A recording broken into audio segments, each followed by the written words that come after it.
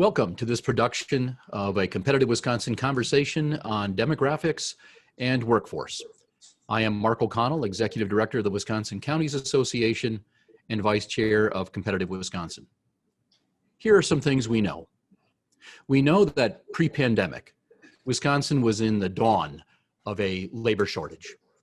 We know that in our new millennium knowledge technology-based economy, one of the primary fuels of a successful private sector economy and a positioning of a successful state is smart young talent. We also know that in Wisconsin, we are facing a labor shortage and a demographics challenge. With us today to talk about these issues are four of the smartest public policy people within our borders. Mike Gousha, Senior Fellow at Marquette Law School, John Johnson, Lubar Center Research Fellow at Marquette University, Dale Knapp, Forward Analytics, highly respected research entity, Jim Wood, Chair of Wood Communications Group and Strategic Counsel to Competitive Wisconsin, and behind the scenes is our executive producer, Kenan Wood, President of Wood Communications Group. So let's start with this question. All four of you have engaged in extensive research on demographics and workforce. What motivated this interest in this particular topic at this time, and what is it we found? And Mike, let's start with you. But before we begin, Mike, I know viewers are watching this right now saying, wait a minute, Mike Gousha is the interviewing icon of Wisconsin. Why is he answering questions instead of asking? And here's the answer. Mike Gousha, for our viewers, Mike Gousha has gone from expert policy analyst question asker to expert policy analyst question answerer. And I am honored today to be able to ask you these questions as you now head up public policy at Marquette University Law School. So Mike, why the research and what did we find? Well, Mark, thanks for the kind words. I really appreciate that. You're a bit too generous in your praise, but it is appreciated on my part, so thanks. It's good to be with everybody this morning. Let me tell you a little bit about why we're undertaking this kind of work. About 3 years ago, the Lubar Center for Public Policy Research and Civic Education here at Marquette University announced something called the Milwaukee Area Project, the MAP project. And the goal of that was to look at what was happening in our metropolitan area, arguably the economic engine for the state of Wisconsin. So one of the things we've tried to do is break through the narratives. There are a couple of narratives about the metro Milwaukee area. One is that we're in the midst of a renaissance, that there is a lot happening in this community, that the community has changed a fair amount over the last 10 or 20 years and is experiencing this sort of rebirth and is really in a very positive place at this moment in time. There is another theory or narrative out there that the Metro Milwaukee is in a bit of trouble, that we see deep-rooted unemployment, deep-rooted social issues in the city. We've been unable to successfully navigate our way through those. And so there are these two competing sort of narratives that exist out there. And what we wanted to do was to look at the data. Look at what the numbers tell us about what is happening in the Metro Milwaukee area, what is happening in terms of jobs, population, housing. And so over the last year or so, working together with John Johnson, who you'll hear from in just a moment, we've looked at issues like the impact of the residency requirement on the city of Milwaukee, but also on the surrounding suburbs. It's been sort of a give and take proposition. We've looked at the issue of housing in Milwaukee, profound changes in housing, much less in the way of owner occupancy in the city of Milwaukee, and a huge surge in ownership by out-of-state interests. And then more recently, we looked at population trends in the metro Milwaukee area. And that story is a story of slow or no growth, frankly. And it's a story that is true in the city of Milwaukee, and it is now a story that is also true in the surrounding areas. And I'll stop there and I'll let John kind of tell you about some of our key findings in that part of the story. John? Thanks, Mike. I think at a highest level, one of our key findings is that, and I think this is obvious when you put it this way, but that the fates of the city of Milwaukee and the suburbs are completely intertwined. They're really one economic unit. And this is kind of in contrast to the experiences people had living in those two areas in the past. So really beginning around 1970 and continuing through the 80s and 90s, the suburbs of Milwaukee and the city of Milwaukee had these divergent trajectories where the suburbs were growing quickly, they were adding jobs quickly, they were transitioning from being a place with just commuters commuting into the city to being a place that had jobs in their own right. And the city of Milwaukee was really hemorrhaging population. It's just losing many, many people every year. That has changed in the 2000s and in the most recent decade alike. The suburbs and the city have converged on close to zero growth in both places, which is an improvement for the city of Milwaukee and a decline for the suburbs. And that's not a coincidence, as it turns out when you look under the hood. Almost all of the population growth that the suburbs enjoyed during the 90s and earlier was white flight out of the city of Milwaukee. So when you look at it from the perspective of an individual municipality, you can discern trends in growth and decline, but in reality, it was just the different municipalities in the area cannibalizing each other. So we're really trying to help tell this story about what the state of the metro area as a whole is, because no individual part can succeed in the long term unless the entire region succeeds. So with that in mind, we were looking at population trends in the metro area as a whole. And what we found is that the Milwaukee metro, as we said, its population is growing at an extremely slow pace right now. And that's because it does very poorly with domestic migration. So the Milwaukee metro area, with a population of 1.5 million, is the 39th largest metropolitan statistical area in the United States out of, currently, I believe there's 384.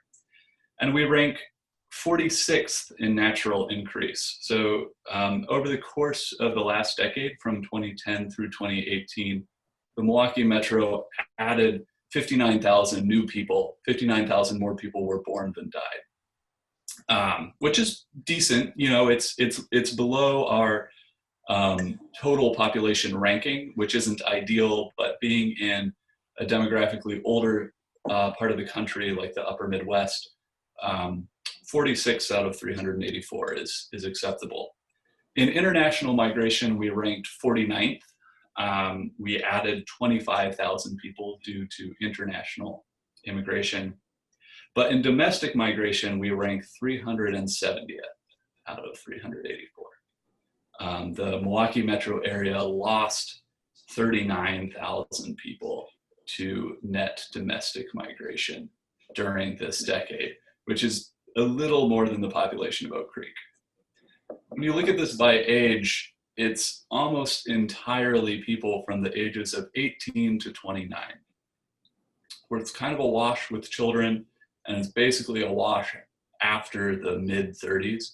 But there's this really large chunk of college-aged and young professional, young adults who just leave the area. We do attract some, you know, so about 6,500 18 and 19-year-olds move here every year, but about 10,000 leave. And it does not seem like they come back.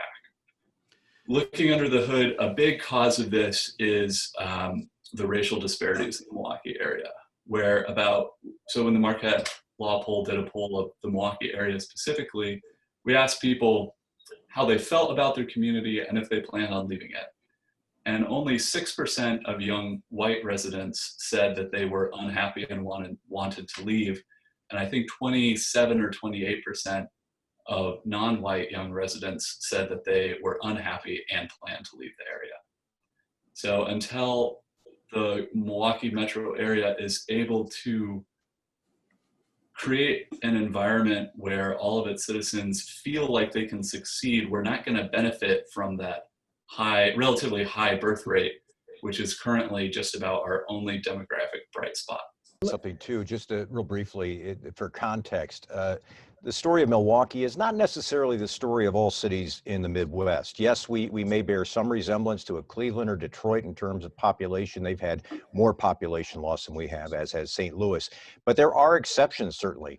Minneapolis, during the same time frame that we looked at, added 306,000 people. We added 19,000 in Metro Milwaukee.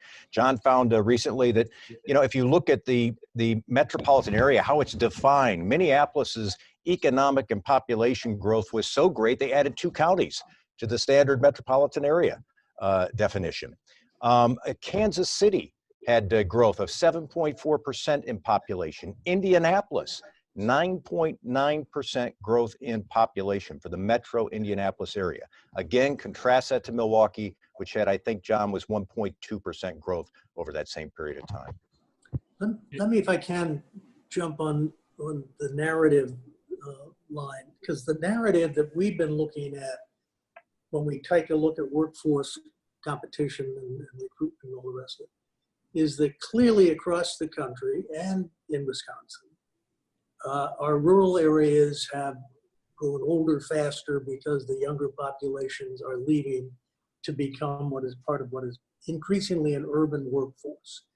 What your research indicates is, so the younger people do go to cities, but they're not going to the Milwaukee metro area with the same intensity or same volume. Is there anything in the numbers that you've looked at, and the data and the research that you've seen, that help explain that? I mean, I got, you know, when you tell me that only 6% of white are unhappy, you know, young people, why are they leaving? I mean, what is there anything in that, in your research, that helps us understand why the metro Milwaukee area is not attracting their share of the workforce? So one of the important things to understand is that in the Milwaukee metro, young people are, compared to older folks, really overwhelmingly not white. The reason why the Milwaukee metro has a high birth rate is because it's racially diverse. The suburbs have gotten old really fast in the Milwaukee area. Back in the 80s, you know, they had a ton of kids. They had way more kids than the city, and it's totally plummeted since then. So part of the answer to your question is that there aren't that many white young people in the Milwaukee metro, not as many as you might think, just judging by the overall population numbers. And I think the other part is although your point still stands, that there are, you know, a disproportionate number of young white people leaving and not coming back as well. And although we haven't seen that in the numbers, I think we can only chalk it up to not perceiving strong economic opportunity.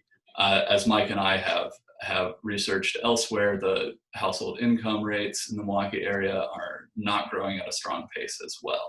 So many people just aren't concluding that it's a good place to start a career. You know, Jim, let me add one thought to that. And I've had a number of discussions here at the law school events where we've talked with people who are involved in the startup community in Milwaukee. And this is an ongoing challenge for the metropolitan area. We still rank, the Kaufman Index still ranks us right near the bottom in metro areas in terms of our startup community, in terms of the new businesses that are being created here. There are a lot of great people who are working very hard on that issue, and I think there is a ecosystem, as they call it, being built right now in Milwaukee that will lead to better things in the future. But to John's point, people who are in that mindset, people who are entrepreneurial by nature, people who are thinking about starting a new business, thinking about undertaking a new idea, Milwaukee right now doesn't call to them, because the culture is not the same as it is in some other cities, even Indianapolis, as an example. So I think that's another challenge. It goes to what John said. It's this sense of opportunity. What can I achieve there? What will I be able to do if I start and continue a career in the metro Milwaukee area? That sounds negative, but I think it's a realistic challenge that the area, and I'm not just Milwaukee, but the surrounding areas face. We have to come to grips with the fact that we are not a destination for an awful lot of people. So we have the Milwaukee metro area where we're growing, creating a good number of young people, but we're not able to keep a good number of young people. And those young people are the workforce of tomorrow. So that this challenge is not just a Milwaukee metro challenge. In the studies, other studies will tell us that as goes the economy of the major metropolitan area of a state, so goes the state's economy. So wherever you are in this state, whether it's Cassville, Superior, or Marinette, we need to care about the success of Milwaukee. And that requires us to look at the demographics and what the future is telling us Milwaukee is going to look like. In that regard, I did notice in some of the research, Mike and John, we look like in population or demographics, we're sort of flat, like Chicago and St. Louis. So one might ask, are we similar to those two entities in some manner? Or is there something that we can learn from those other entities that might distinguish ourselves from them and make us more, for example, like Minneapolis? Now, I'm not suggesting that Wisconsin or Milwaukee be like Minnesota or Minneapolis. I mean, there's a lot of differences. We've got a professional football team in Wisconsin, Minnesota doesn't. But besides that, are there things that we can learn from these areas that we're like-minded, Chicago and St. Louis, where we can maybe take a different path? Your comparison with Chicago is really apt. Even though we're such a smaller metro, the trends and the history of those two cities are so similar. I'm struck by it time and time again. I lived in Chicago during graduate school and enjoyed learning about the city then. And moving to Milwaukee, although some things are very different, like the parking, other things are very similar, even down just to like the architecture of the city. But even today, so, you know, we talk about the crime decline across America as a whole and American cities specifically. The outliers to that are Chicago and Milwaukee. And even just over St. Louis. And St. Louis. Yeah, even just over this past year with the rising homicide rates, it's been Chicago and Milwaukee. And the way that the paths of those two cities repeat themselves over and over again is fascinating to me, and I don't have a great answer for why that's the case. There's a dissertation in that, I'm sure. I was going to say, I think, you know, you mentioned Mark St. Louis, and there's an interesting example. You know, I've been really curious about St. Louis and the fortunes of St. Louis. This is a city that does have, in some respects, a sort of vibrant economic culture, but it has massive issues facing it, issues, frankly, that are even more serious than ours. St. Louis, the population of the city of St. Louis is now barely over 300,000. It has fallen like a rock in recent years. The homicide rate, and yes, Milwaukee has had a tough year, but the homicide rate in St. Louis is way beyond what it is in Milwaukee right now. The numbers of people dying in the city of St. Louis due to homicide is really mind-boggling. It resembles Baltimore, frankly. So you have these two cities. St. Louis is, I think, even higher now than Baltimore in terms of per capita homicides. So it has these issues that affect it, and yet there is still this business community that keeps trying to push forward, keeps trying to become a hub for more technology. So you know, for cities, I think there are these challenges that a number of them have in particular, and Milwaukee would be one of them. And so it's what John said, it's the sense of opportunity. It's a perception issue, a perception of whether, for example, our metro area or the Chicago metro area is hospitable towards people of color. And it's the sense of, I think, personal safety for some people who just say, you know, I don't know, maybe I will try somewhere else. So all these cities face this unique set of problems, but you know, how they approach them, I'm not an expert on what St. Louis is doing or Chicago to specifically deal with your question, Mark, but we share problems. I think the answer is, you know, how do you solve these problems? And that's if anybody had that answer, things would be a lot better in the cities we've just been talking about. Something structurally that St. Louis, Chicago, and Milwaukee have in common is governmental fragmentation. St. Louis, famously so, the city of St. Louis having kind of a small population compared to the metro as a whole, where you have all of these inner ring suburbs.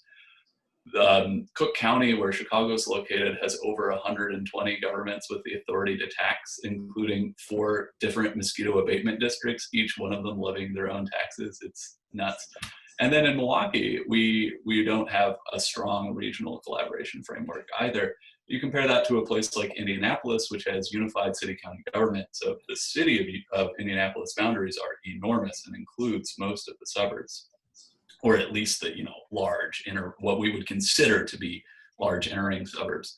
And then in Minneapolis, of course, they famously have the strong regional transit authority there, which has made great strides in unifying the development efforts of the various municipalities. So I think that's a key part of this picture, is the ability of local governments in a region to collaborate. John, are you suggesting that the structure of local government might be part of the challenge we're facing, or the structure, a restructuring might be part of the answer? I think that's right. A big part of creating economic opportunity and providing the kinds of amenities that draw workers there. So on both the business attraction and the worker attraction part is having governments that aren't myopic in their approach and can think about what the region needs as a whole. Mark, can I throw something in here, which I've been thinking about quite a bit, and it's mostly in my work on Wisconsin versus Minnesota and Milwaukee versus Minneapolis. One of the things that Minneapolis, Indianapolis have in common that Milwaukee, Chicago, and St. Louis don't have is they're also home to state government. State government and the Milwaukee area have been at loggerheads, and I don't know what it's like necessarily in Illinois and in Missouri. But I think that can play a role, that if you have state government in your major city, where they understand the industry there and what it takes, I think that's a big advantage, and you see more cooperation. And then Minneapolis also has the university there, so they've got the big three. It's the economic engine, it's state government, and it's the university. All in one place, and I think that's a big advantage. Jim, Competitive Wisconsin has been, I guess, one of the early predictors of a labor shortage in our state and the demographics challenge. I mean, well over a decade, Competitive Wisconsin has been raising this issue. Give us your thoughts on what Competitive Wisconsin has done in this area of study, and what might some of the solutions be. Thanks. And the bottom line is that Competitive Wisconsin specializes in structural and systemic analysis of issues that affect the state's economy, quality of life, et cetera. 5-6 years ago, we did some major work around the question of skill gaps. And it was really there that we began to understand that it was more fundamental than not just simply having the skill sets. We didn't have the feeder population. That really became apparent. We had a young person feeder line that was basically flat, and the birth rates have been going down. So we began to look at that much more closely. The first real revelation for us was to be able to say to people, this isn't about one employer or even a group of employers not being able to find workers. It is about understanding that when you don't fill jobs, your whole quality of life starts to go away. Your tax base erodes. And so when you're not filling jobs, you're not paying for your schools, you're not fixing your infrastructure, and a variety of other things happen. And so there is a downward spiral pressure on the economy and on quality of life related to how well the job market is working in terms of being able to place people. And ultimately you get to the point where we just don't have the bodies here. And that became our primary focus. The question was, how do you get the bodies here? And so we discovered that we were in a financial competition. And so we spent a fair amount of time trying to quantify the value of filling positions. And our bottom line is we are now persuaded that we know what to do in terms of being competitive in that market. For particular types of workers, high demand workers, we are persuaded that we can identify revenue streams to fund that, which will leave both the state and the employer still making lots of money as a result of moving forward. And we're working now on raising public awareness about that. We're fascinated with the work that Dale and Mike and John are doing for a couple of reasons. First of all, going back to that knocking engine, you keep trying to understand, why is Milwaukee different? What's different about it? Okay? So we use the phrase metro Milwaukee, metro area. Okay? And then because other people use the same phrase, we get all these people who have bombed onto the title metro areas, and then we go and measure, we look at things. And we don't look like that. And the question is, why don't we look like that? And some of the bigger answers are apparent, but some of them, again, in terms of our interest, are systemic. And so we know that workforce is being driven by the need for more skills, for more education, for more learning. Right? My guess is that one of the issues in the Milwaukee metro area is that over the last decade, we didn't fill that bucket as much as we might have wanted to. Mark has been saying for decades now that the importance of the quality of life in a community is undervalued. Okay? And I would suggest that the kinds of numbers we're talking about and the kinds of futures we're looking at suggest to us that he was absolutely right. That we need to begin to understand that you can't separate this concept of quality of life from whether or not your schools are working, whether or not you're going to have the workforce you need, whether or not you can get young families to come to an area and stay in an area. So it's a lot of pieces coming together. And I think the value of Dale's work, and I'll turn it back to him now here so that we can then get those numbers as part of the conversation as well. Yeah, thanks, Jim. You know, my interest in this whole issue actually goes back to about 2004, when, as the research director for the Wisconsin Taxpayers Alliance, we looked at the state's 20-year population projections. And at that time, when you looked at them, what you saw was that by 2015, essentially our workforce was going to pretty much stop growing. And you know, we were, you know, if you look back at the time, things were fairly good in the state at the time, and so nobody really listened to us and were worried about it. Well, then when the new projections came out in 2013, I was interested in taking a new look, and things have only gotten worse. You know, we're expected not to grow our workforce, you know, over the next 20 years. And that flat workforce assumes a huge increase in migration from other states. Without that, we're probably going to see a decline in workforce. And so what I did is I dug into that sort of what's going on, what's happening in terms of migration. And you know, the findings are really troubling. And in this sense, the Milwaukee area is really a microcosm of what's going on in the state. There's some differences, but it's somewhat the same story. You know, we've always been poor at retaining the 18 to 24-year-olds. We've just, you know, that the young college educated, we've done a fairly poor job at being able to retain those. But where our strength always was attracting young families, 25 to 45-year-old families. If you look 2000 to 2005, for example, we gained nearly 50,000 people in that young family age group. 2010 to 15, we lost 11,000.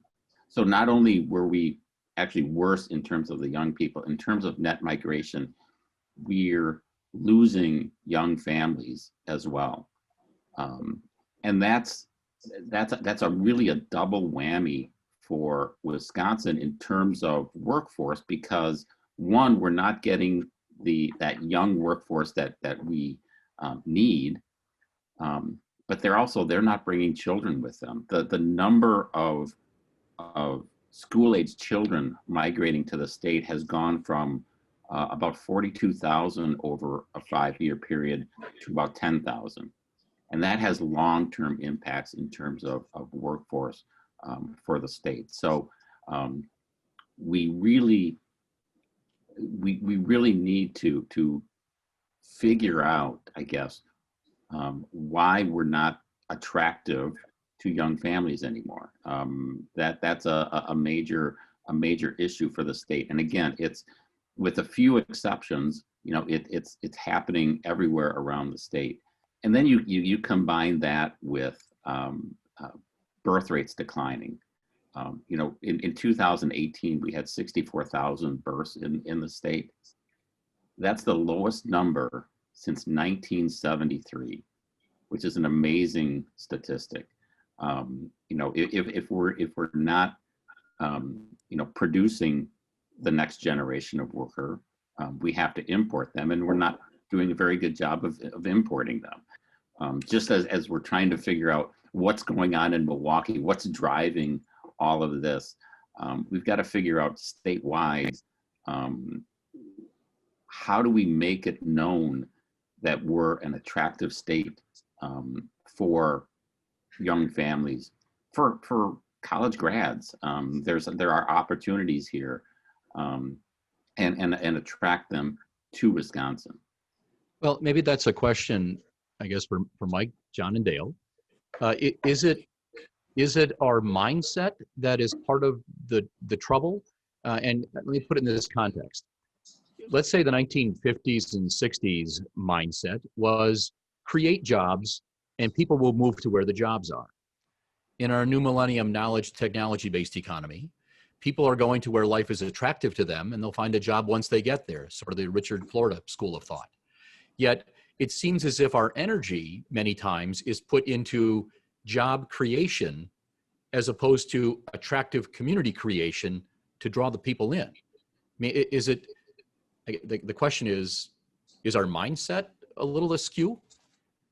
Possibly. Hey, John, you know, in answer to this, Mark, John and I were having an interesting conversation yesterday, and you were telling me a little bit about, and Dale's certainly familiar with this, but about what they're doing in Minnesota. And it's really a quality of life issue. They've tried to take steps to make sure that it is a quality of life decider for people in that state. You want to talk a little bit about that? Yeah, so as many of you are probably familiar, in I think it was 2008, Minnesota passed the Legacy Amendment by referendum as an amendment to the state constitution. And it's a 0.3% sales tax increase through the year 2034, which funds just a plethora of things. You know, it's classic political science log rolling, where you give something to every constituency. They use the money to fund the arts, to create more wetlands for duck hunters, to, you know, improve state parks, just a whole range of things in cities and rural areas for all different lifestyles of residents of the state. And 0.3% is a small but not trivial amount of money in a sales tax. And it's had a remarkable impact on the state. They've used it to fund all kinds of quality of life things that didn't exist before. And it's not a political football because one party didn't do it. It was a state referendum. It's in the Constitution. It's going to sunset in 2034 after having created this fund, because not all of the money, as I understand it, is spent initially. Some of it goes into a trust fund. And, you know, that's just one approach, but it's an idea of a state saying, well, what are some ways that we as the state can uniquely work to fund quality of life things in a way that the private sector can't?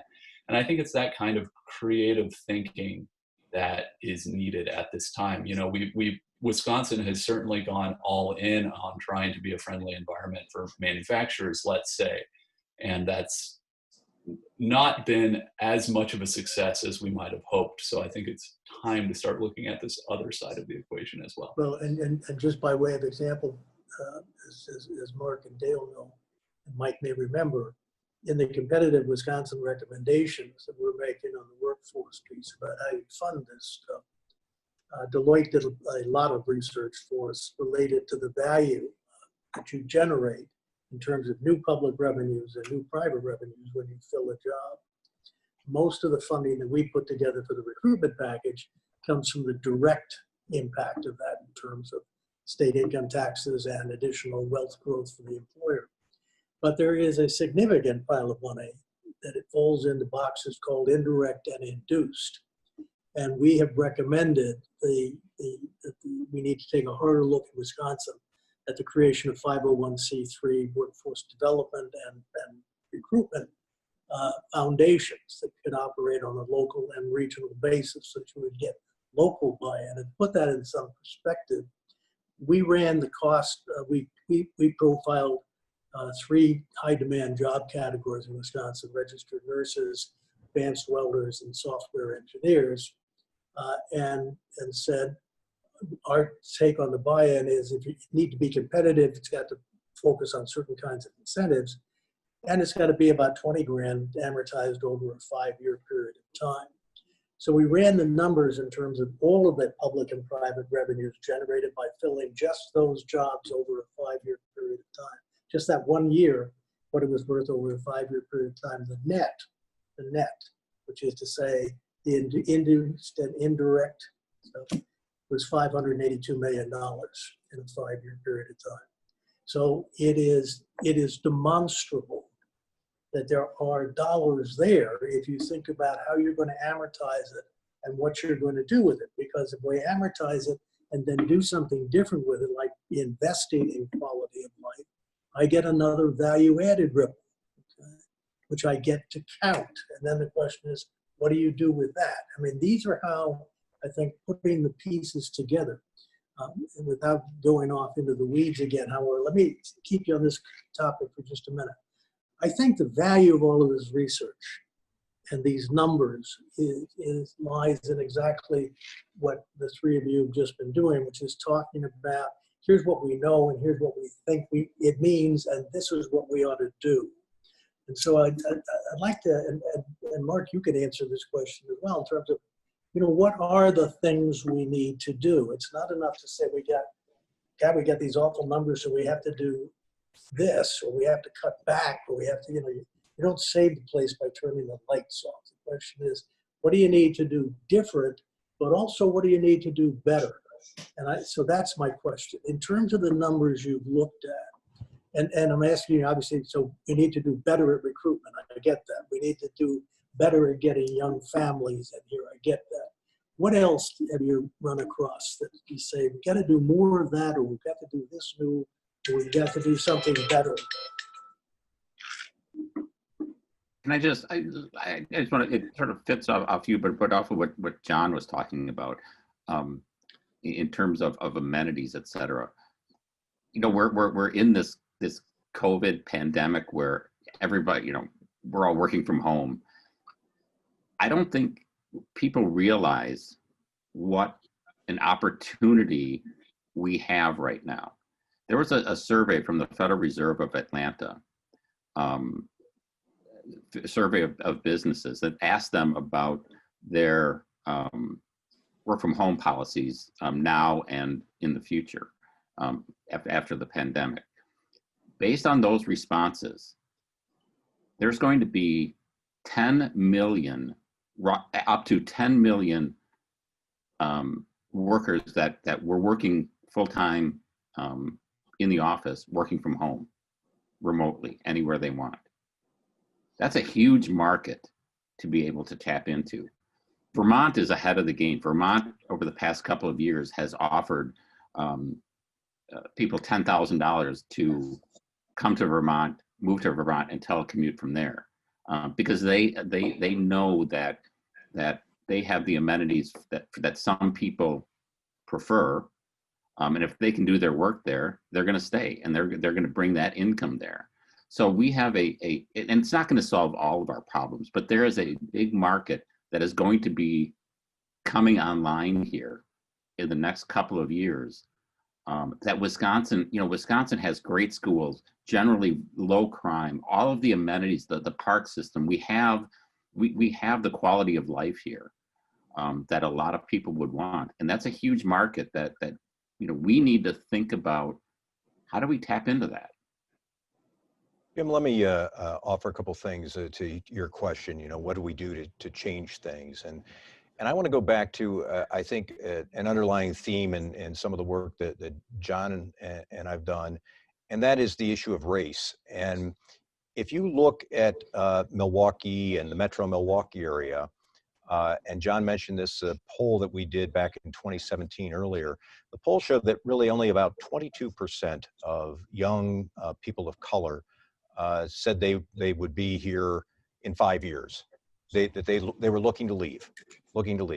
So if you want to address some of our population issues, retention would be a good way of doing that.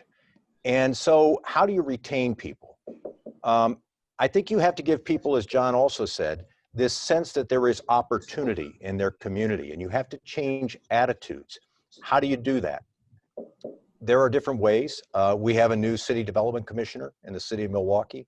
I got along well with Rocky Marcoux, his predecessor. I think he did a lot of great things in the city. But we have a new voice, Lafayette Crump, who is African-American. I think he's going to look at the city's priorities a little differently. It may mean more neighborhood investment. But again, it would be demonstrable evidence to people who live in those communities that the city sees them as places of value. That does make a difference in retaining people in neighborhoods. I would say even what philanthropic organizations can do. The Greater Milwaukee Foundation just announced that they're going to give $30 million to help us emerge from this pandemic. And the idea is to build up minority-owned businesses, to help us smaller startups in their efforts to put down roots in Milwaukee and build a successful future. But it's a recognition that we have to do more in that area. The Bader Foundation located its new headquarters in a part of the town that's had some struggles over the years. But they wanted to make a very visible statement that, yes, this is a community worth investing in. So I think there are things we can do as a community that demonstrate to people who reside here that there is potential. And I'll add one final point to that. Business. I think there's a responsibility of the private sector here to demonstrate that people of color are welcome in the corporate boardrooms and welcome in the upper echelon offices of corporations in this city. I hear this a lot from people in the African-American community and the Latino community. They do not see the chance for upward advancement in the way they wish it were. And so I think there are some things you can do that demonstrate to people who grow up in this area, who go to school in this area, hey, but this is a place I could build a future. I could build a future with a family. I could enjoy my life here. But right now, there is still this feeling that some of those opportunities do not exist. And I think until we come to grips with that, we're going to have some problems retaining some of that workforce that we will need for the future. So John, besides moving the capital, investigating unified government, and creating a revenue stream to invest in our communities, what else could we do? The question we've been asking is, how can Wisconsin get back to being average in terms of growth?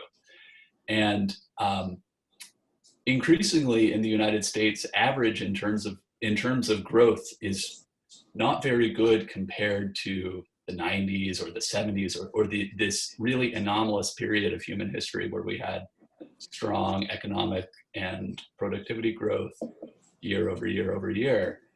I don't think that's going to be the future. Our population is not really growing. We're not really perhaps going to attract immigration even as a nation the way that we used to based on domestic policy changes. And I worry that defining success as the way things used to work is just not going to be the way things go in the future. And we might need to create models for how we fund programs and for what we think of as success that are not based on the economy growing or the population growing very much at all. And I'm talking with like sort of, a 30-year, 40-year, 50-year time frame in mind. But my fear is that we won't be able to update our mental models of what the world looks like going forward. Let me leap in on that, John, because I agree with much of what you just said. But I want to drop a couple of thoughts into the conversation. It is increasingly clear that we cannot have the kind of communities, neighborhoods, states, educational systems, whatever else you want to put on your list of wishes, unless we can create a resurgence, a reimagination of the middle class in this country. Okay, there is a disparity of income is an assault upon the health of the economy and therefore on the health of the communities and the neighborhoods. And the issue I think that we've grappled with is trying to understand how do you begin to address that? There are lots of different phrases and good research being done these days. You know, I listen to the phrase opportunity economy. And when you talk about an opportunity economy, you have to be able to address how people get a handle. Okay, it's not so much a matter of handing something out as it is making it possible for them to have an opportunity to get onto that stream in some fashion. So I think that that's a big piece of the equation. I think Wisconsin has tremendous resources potentially available in that world. We have the UW system, we've got the tech college systems, we have K-12 systems, many of which work, and so we have that apparatus, and we have a variety of other things going on in there. In the next 10 years, and here's where I would disagree, Judge, I think if we can commit aggressively to the concept of opportunity economy in the state of Wisconsin, and think about what that means for government and for education and for employers, that there is not just a national market for us to recruit from, but an international market for us to recruit from that could make this state a leader again. So I think this is not idle conversation. I think this is critical conversation. And I think one of the most important questions we have to ask ourselves is, how do we get everybody to see that picture? Obviously, your research and turning it into an article is a piece of that. Obviously, Dale's research and producing the great work of forward analytics, and I'd like to think some of what we're doing in Competitive Wisconsin contributes to that. But I do have the sense that the clock is ticking faster. And I am very concerned, quite honestly, that some of the blueprints being drawn up by others to define an opportunity economy are not sustainable. And sustainable for me means the revenues come from the work being done as opposed to, I'll give it to you and see how it plays out. So I'll stop there. Well, in that context, how about sharing some final thoughts on the challenges we're facing and what our future could be? Mike? Thanks again for the opportunity, and it's good to be with everyone. I think that I think we have a chance to make progress on some of these issues, but I do share John's concerns that population growth, as we have known it in years past, has changed, and I firmly believe that perhaps for an area like Metro Milwaukee, and that's what I'll speak to. I think for us, there probably are two keys to beginning to see some population growth emerge again. And I think one of them would be, as we've talked about today, I think investment and recognition of the value of the technology sector. That has to be understood both at the city level, at the county level, and at the state level, that we have to be supportive of efforts to do that. I think you're starting to see businesses in the Milwaukee area understanding the value of this. You've seen Northwestern Mutual invest in venture capital funds with the express purpose of trying to, down the road, create jobs in the Milwaukee area. So I think that's one area that we could focus on. I think it's important that we have to build out that startup culture to some extent. It's not going to answer all of our problems, but I do think it's crucial in terms of how people perceive the city and whether Milwaukee is a desirable location as a young person to come to live. So I think that's the first part of it. And then I think the second part of it, again, deals with the issue of becoming a more hospitable place for people of all colors. And that sounds, I know, a bit fuzzy and a bit vague and nebulous. I get all of that. But I do believe it is absolutely vital retaining some of this population. Our birth rate in the city of Milwaukee, as John pointed out, is not terrible. It's a lot better than places like Pittsburgh, which is losing. They have more deaths than births now. We don't have that problem, but we have to figure out a way to retain the people who live here, who grew up here, who were born here. We have to make this a vital community in their eyes, a place of opportunity. So I do think that, along with perhaps a greater focus on the technology sector would be two places we could begin to make some progress that I think would help with the population issue. John, any final thoughts? I think so. In this past decade, this is related to what Mike has just said. In the past decade, the white population in the Milwaukee metro suburbs has actually declined. The suburbs population grew, but only because it got a little bit more racially diverse, and that was the source of all of the growth. And that's really the story for the region. Can the region become a place that's welcoming? And I think if it does that, it's going to be able to grow on its own with the raw pieces it already has in place. And if it's not able to do that, I think it will continue to struggle. But I'm optimistic because I think that the raw material for being successful does exist in the Milwaukee area. Dale, final thoughts? Yeah, I agree with John about the population issue. My concern is not necessarily about growth, but it's about decline. If you look right now at our population 50 to 64 compared to those under 16, so those under 16 are going to replace over the next 10 years that 50 to 64 population in the workforce.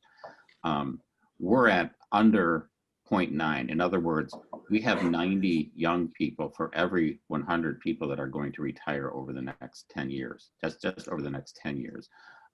So, and so what I'm worried about is, I'm worried about even just maintaining our population and shifting to that world. But I'm more concerned about losing population and losing workforce. And seeing businesses then leave because they don't have the workforce and it cycles on itself. So, somewhere we have to figure out how do we make Wisconsin attractive, more attractive, or make it known that we're an attractive place to be. We started this conversation with laying out some things that we know. We know that Wisconsin is in the dawn of a labor shortage. We know as goes the metro Milwaukee economy, so goes the state's economy. We know that the number one resource for private sector vitality is smart young talent. And we know that we have a demographics challenge in our state. I'm going to add one more thing to that. There's something else we know. We know that with Mike Gousha at the Marquette Law School, with John Johnson at the Marquette University, with Dale Knapp at Forward Analytics, and Jim Wood at Competitive Wisconsin, we know we have some of the brightest minds in the public policy arena focusing time, energy, and effort on this challenge. People who truly care about the future of this state for generations to come. Gentlemen, thank you so much for taking time out today and having this incredibly important conversation.